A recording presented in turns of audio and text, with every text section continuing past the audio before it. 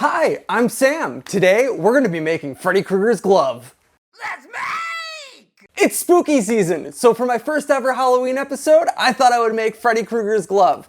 Nightmare on Elm Street is one of my favorite horror movies, and it's also one of the most iconic horror movies. So I thought, what better way to celebrate my very first Halloween episode ever than paying homage to one of the greatest horror movies ever made. If this is the type of content that you like, please scroll down, press that subscribe button, and ring that little bell icon. I upload a new video every Monday at noon, and I would love to see you there.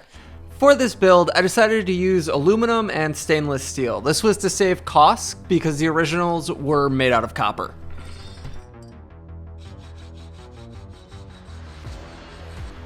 Cutting out the individual blades was the longest part of this project. I ended up going through 6 cutoff blades.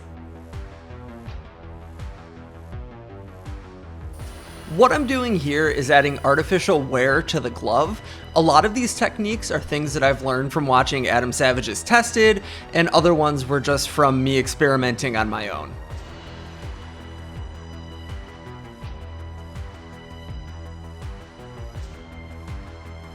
The coffee worked really well with giving some slight stains to the glove, but I really wanted to exaggerate the types of staining on it, so I ended up using some brown stain in the end.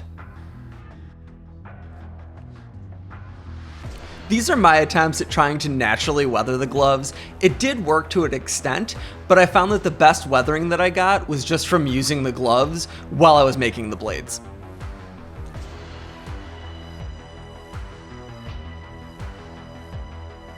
On top of the liquid coffee, I also decided to use the coffee grounds. This was able to give it a darker stain than what the liquid coffee was able to provide naturally. Next came drilling all of the holes that were on the template, linked in the description.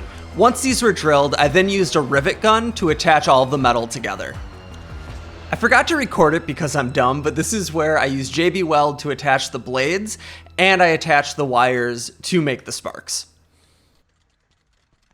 I cannot believe how cool this thing is. This is one of the coolest things I have ever made. I am so happy that this was the project that I chose to celebrate spooky season with. So that's enough talk. Let's go test this thing out. This thing is so freaking cool. I thought one of the best tests that I could do for my first test with this is to recreate the scene in the first Nightmare on Elm Street where Freddy gets the sparks going on the wall while he's chasing Nancy. So in order to do that, and this is actually the way that they did it in the movie, except they used a car battery, not a LiPo.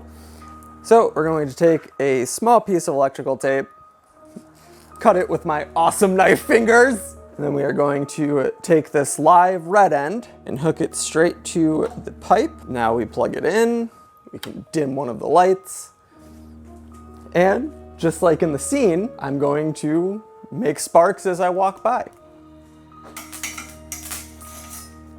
Just like in A Nightmare on Elm Street.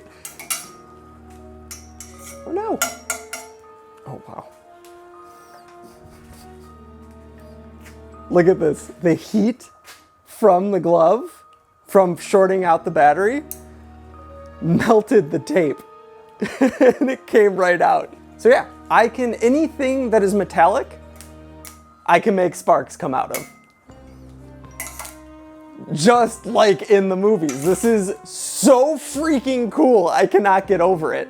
It does actually heat up this portion because this is where I have that wire soldered onto, but as long as I do it quick and, you know, not repeatedly, it should be fine.